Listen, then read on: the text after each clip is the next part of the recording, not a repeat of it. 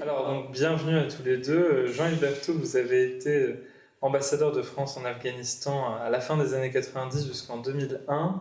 Vous avez très très bien connu et arpenté l'Afghanistan. On va en parler aujourd'hui. Et Didier Chaudet, vous êtes chercheur associé à l'IFEAC, l'Institut français d'études d'Asie centrale à Bichkek. Et vous êtes aussi un expert d'Afghanistan. Vous y avez résidé pendant plusieurs années. L'idée d'aujourd'hui, c'est de parler d'Afghanistan. Et je vais y arriver avec la première question.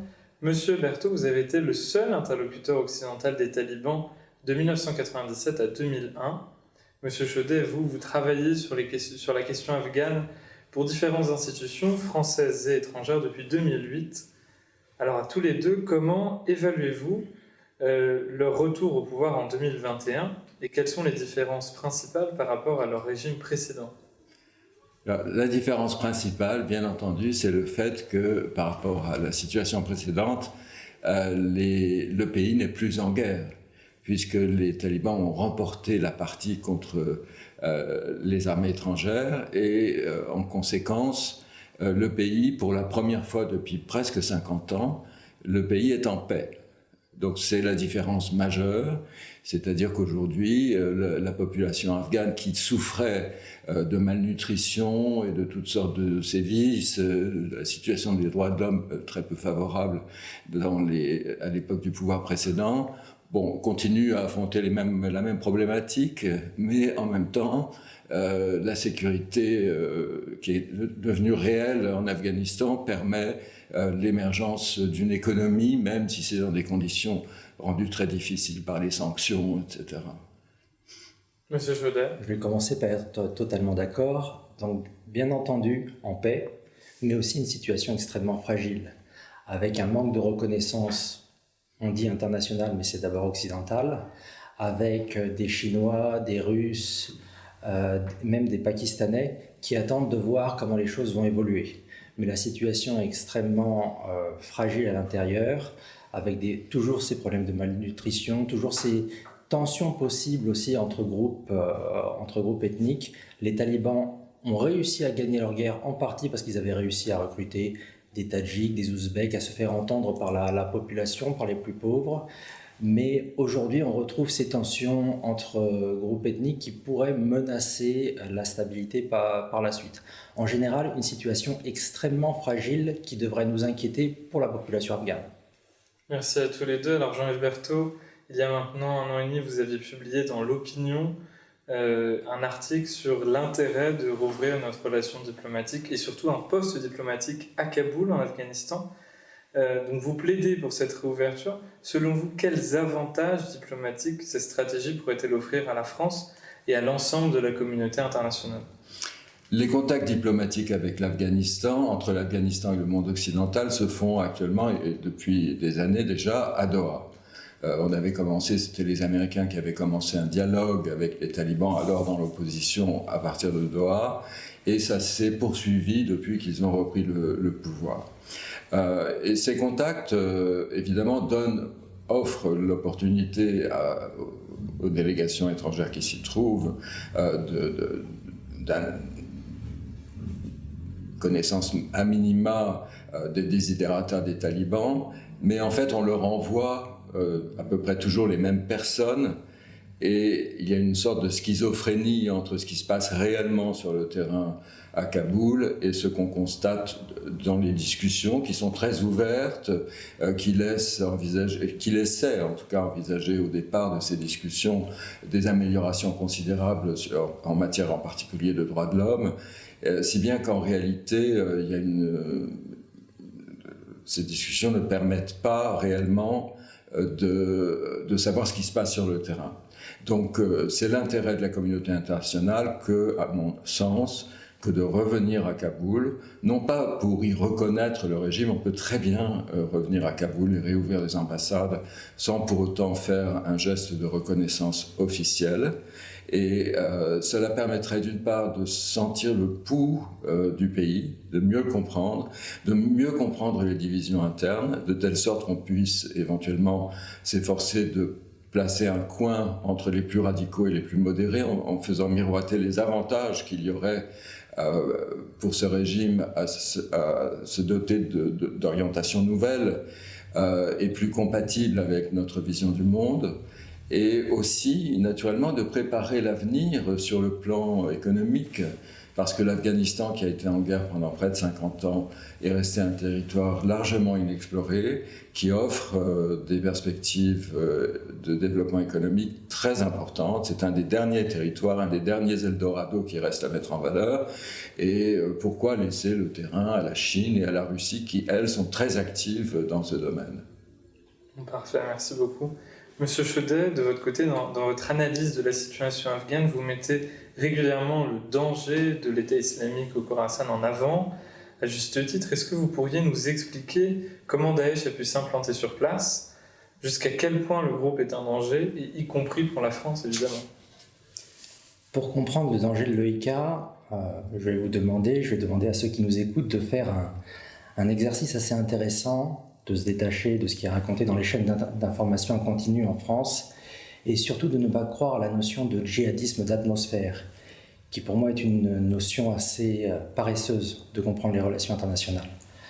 La réalité, c'est que l'EI, aujourd'hui, c'est d'abord l'EIK, l'État islamique au Khorasan. L'État islamique au Proche-Orient a été énormément affaibli, a été en bonne partie cassé, est toujours d'actualité, fait toujours un travail de propagande, mais ceux qui peuvent frapper aujourd'hui dans la région autour de l'Afghanistan, en Afghanistan même, et peut-être en Europe demain, c'est l'EIK. Comment ils se sont installés en Afghanistan? En absorbant d'abord les groupes les plus radicaux. Ils ont réussi à charmer des talibans afghans, des talibans pakistanais, un certain nombre de djihadistes centra-asiatiques, notamment le mouvement islamique d'Ouzbékistan, le mouvement historique, qui a été en bonne partie absorbé par l'EIK.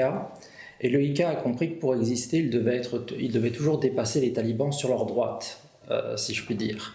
Donc tous les radicaux, tous ceux qui veulent un djihad en dehors de l'Afghanistan, peuvent être tentés par l'EIK.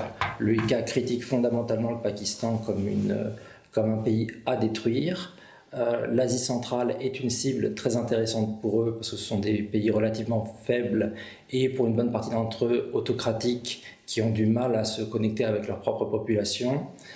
Mais ils sont capables d'aller au-delà et c'est ça qui m'inquiète en tant que Français, en tant qu'Européen. En tant que Français, pour l'instant, la menace est relativement minime. Certes, le président Macron a mis en avant le fait qu'il y avait eu un danger à plusieurs reprises avec l'EIK. De fait, en Europe, ce qu'on voit, c'est que très récemment, en 2023, il y a eu des tentatives faites en Allemagne, dans les Pays-Bas. Cologne devait être ciblée pour un attentat lors du Nouvel An dernièrement. Et surtout, il y a une présence de cellules de l'EIK. On l'a vu tout récemment en Turquie. Malgré l'énorme travail qu'a fait la Turquie dans la lutte contre-terroriste, contre l'EI, aujourd'hui c'est l'EIK, notamment avec ses éléments centra-asiatiques, qui a réussi à être assez présent pour frapper une église à Istanbul, fin janvier 2024, après une campagne extrêmement rude des forces contre-terroristes turques, où il y a eu des arrestations assez importantes. Avant cette attaque terroriste, 167 personnes ont été arrêtées, et après l'attaque terroriste, 184 autres personnes ont été arrêtées. La Turquie pourrait devenir un pays qui, logistiquement, permettrait d'attaquer ensuite l'Europe. Il faut y prendre garde, et c'est notamment via ces recrues centra-asiatiques, via ces recrues russophones, que l'EIK voudrait frapper. Je veux dire que vous connaissez bien le Pakistan, ce serait pas mal de rappeler chacun en une phrase avant de commencer. Donc Jean-Yves, vous avez été consul général à Karachi. Didier, vous avez fait plusieurs émissions sur la question. J'étais surtout chercheur associé. Et vous étiez chercheur, c'est ça, sur le sujet. Et ça peut être intéressant aussi de rappeler votre livre, où vous parlez justement de... J'ai plus le nom, d'ISIS, pas du tout, du service de renseignement pakistanais. La SAI. Ça y est, je vais une mettre en trop. Alors, Monsieur Berthaud, Monsieur Chaudet, quand on parle de l'Afghanistan et surtout des talibans, on parle très souvent aussi du Pakistan, que vous connaissez d'ailleurs tous les deux très bien, vous allez nous en parler. Selon vous, quelle est votre analyse sur la relation entre Kaboul et Islamabad aujourd'hui ? La relation entre ces deux pays tient à un péché originel qui est un péché originel britannique, qui est la création de la ligne Durand, qui divise le Pashtunistan, enfin le Pashtunkhwa en deux parties, une partie qui est donc qui appartient aux Pashtuns afghans et donc à l'Afghanistan, et une autre qui est le Northwest Frontier Province du Pakistan. Et c'est en fait une espèce d'irritant constant dans la relation. Au cours de sa brève histoire, le Pakistan n'a cessé de faire en sorte qu'un chaos puisse s'installer en Afghanistan d'une façon ou d'une autre, de telle sorte de pouvoir profiter de ce chaos pour exercer sa propre mainmise sur les autorités. Il y est très rarement parvenu, mais il y était tout de même parvenu, ou il croyait y être parvenu lors de du premier pouvoir des talibans à la fin des années 90. Mais déjà à l'époque, ça ne fonctionnait pas très bien parce que les Pakistanais ne sont pas parvenus à obtenir la reconnaissance de cette ligne Durand. Et par ailleurs, les talibans, qui sont des Pashtuns dans leur grande majorité, et qui le restent, n'étaient pas du tout, étaient fort rétifs à se plier aux exigences du Pakistan, qui a toujours vu et qui verra toujours l'Afghanistan dans le cadre de sa confrontation historique avec l'Inde, comme étant sa profondeur stratégique au nord. Et donc, comment est-ce que cette confrontation bilatérale se traduit-elle ? Chacun s'efforce pour neutraliser l'autre, de mettre en branle ce qu'il peut avoir de capacité de nuisance. Les Pakistanais actuellement, dans la mesure où on voit que du côté taliban, il y a ces anciens liens avec les talibans pakistanais qui ont aidé à la reconquête du pouvoir à Kaboul il y a 3 ans, continue naturellement à appuyer certains de ces groupes, mais de façon mesurée. Tout cela est très savamment calculé et dosé. Et d'un autre côté, le Pakistan s'efforce de tailler des croupières à l'Afghanistan sur le plan économique, en mesurant le nombre de convois qui puissent traverser depuis Karachi leur propre territoire pour être acheminés vers l'Afghanistan, qui est un pays enclavé et qui dépend beaucoup des transferts de marchandises à travers le Pakistan. Ce ne sont que des exemples, mais naturellement cette confrontation, c'est surtout sur le plan militaire qu'elle se fait sentir, et donc le Pakistan condamne régulièrement les talibans pour avoir laissé se perpétrer à partir de leur territoire des attentats, souvent dans la province du Nord-Ouest, le Pashtunkhwa, ou encore dans le Baloutchistan, dans le Sud-Waziristan, Nord-Waziristan, toutes ces régions, dont certaines sont des régions tribales, très difficiles d'accès, où le Pakistan ne parvient pas à régner en maître, pas plus que d'ailleurs les Britanniques n'y parvenaient à l'époque du Raj. Et donc, les relations sont franchement dégradées aujourd'hui. Je pense pouvoir dire qu'elles n'ont jamais été aussi mauvaises. Mais d'un autre côté, cela doit être tempéré par le fait que s'il y a des allégeances entre partis extrémistes de part et d'autre de la frontière, il y a aussi des connivences entre certains talibans et certains membres de l'establishment pakistanais. Donc il est très difficile de pouvoir en tirer des conclusions définitives, parce qu'il y a aussi quand même beaucoup de courroies de transmission qui continuent à fonctionner. Didier Chaudet, je vous en prie. L'essentiel a été dit sur l'histoire. Bon, bien sûr, je peux me faire l'avocat du diable, c'est-à-dire l'avocat du Pakistan. De fait, cette frontière qui séparait le Pashtunistan, elle a existé avant avec un royaume précédent, un royaume indien, et de fait, toute l'Asie du Sud est construite de frontières qui gênent les capitales. L'Inde veut récupérer le reste du Cachemire et le Gilgit-Baltistan. Le Pakistan aimerait faire de même avec le Cachemire, aimerait au moins stabiliser sa frontière au nord, d'abord parce qu'il y a des problèmes avec le sud. Et les Afghans nous disent c'est un peuple qu'on a séparé en deux. Mais en même temps, la construction historique afghane, c'est ce qu'on a appelé la colonisation intérieure d'autres populations un peu plus au nord. Donc qu'est-ce qu'on devrait faire dans cette situation-là? Est-ce qu'on va redonner des Ouzbeks, des Tadjiks aux pays plus au nord, post-soviétiques? C'est assez difficile. À mon avis, dans l'ensemble de cette région, il va falloir à un moment ou à un autre accepter les frontières telles qu'elles sont. Mais c'est très difficile parce que la construction nationale s'est faite sur un certain nombre de rêves qu'il est difficile de dépasser. Mais si on se concentre sur ce qui se passe en ce moment à la frontière, vous avez surtout énormément de problèmes avec le renouveau des talibans pakistanais. Donc dans les talibans pakistanais, je vois deux groupes, le TTP qu'on évoque très souvent, mais aussi le groupe Bahadur. Pour faire rapide sur ce sujet-là, j'ai écrit dans Défense nationale à ce sujet, sur ces bons talibans, entre guillemets, vus d'un point de vue pakistanais, qui aujourd'hui attaquent le Pakistan. C'est ça le groupe Bahadur, ce sont des faux bons talibans qui aujourd'hui frappent le Pakistan, parce qu'aujourd'hui le Pakistan est en difficulté. Des tensions économiques, des tensions politiques internes extrêmement importantes, avec des talibans qui laissent faire alors qu'ils pourraient faire plus. Ils ont réussi à cibler les séparatistes baloutches, ils ont été beaucoup plus tolérants avec le TTP, avec les talibans pakistanais. Pourquoi? Parce qu'ils ont aussi peur qu'ils soient récupérés par le IK. Je reviens à ma marotte. Le IK est véritablement un problème pour tout le monde dans la région, y compris pour les talibans. Merci beaucoup. Alors vous l'avez mentionné, vous avez écrit plusieurs articles sur la question qui sont tous très pertinents. Jean-Yves Berthoud, vous avez écrit un livre qui est sorti en août 2021 qui s'appelle Déjeuner avec les talibans. Alors une question que je vous pose à tous les deux, plus largement, comment est-ce que vous évaluez l'impact de la chute de Kaboul en août 2021 sur la sécurité et la diplomatie régionale?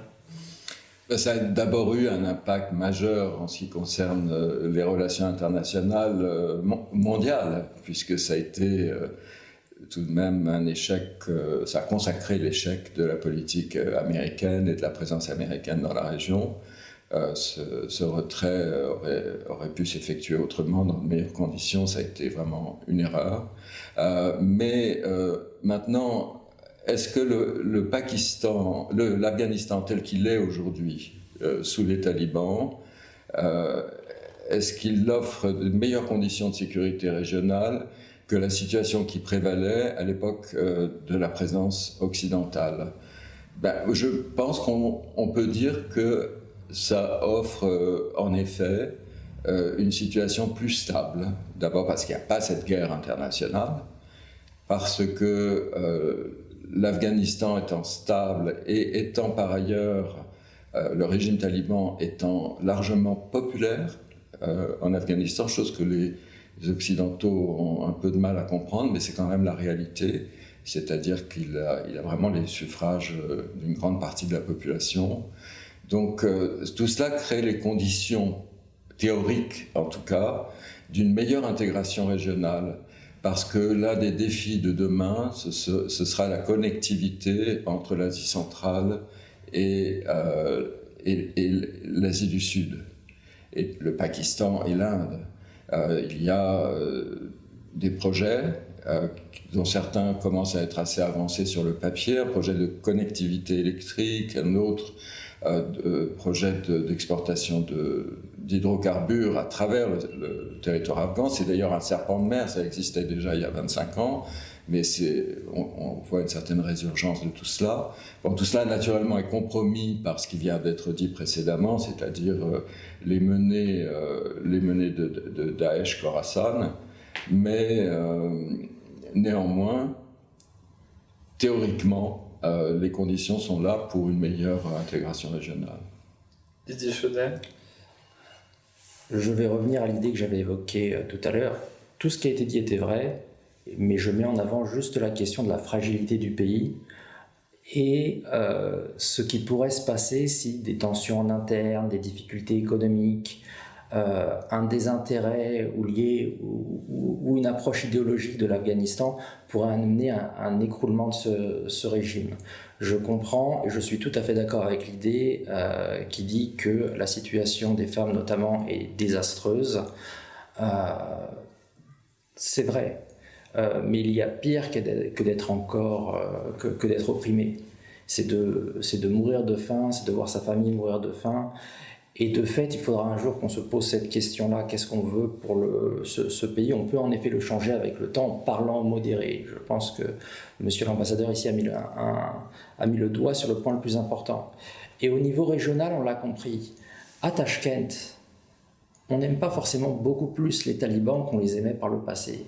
Mais on a compris que s'opposer à eux n'aidait pas véritablement. À Téhéran, on les exècre, les talibans. On les a toujours rejetés et on se souvient du passé, de leur position anti-chiite. Mais on se rend compte que pire encore serait une nouvelle guerre civile avec le IK qui pourrait se tailler un nouveau califat dans le nord de l'Afghanistan. Et si demain ils peuvent se tailler un califat dans le nord de l'Afghanistan, le Tadjikistan, l'Ouzbékistan est en danger.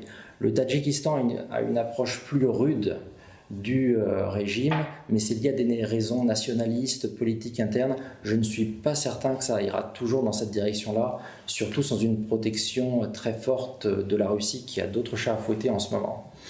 Donc de fait, de belles choses pourraient se préparer d'un point de vue collectivité à l'avenir si le régime résiste. Et là est toute la question.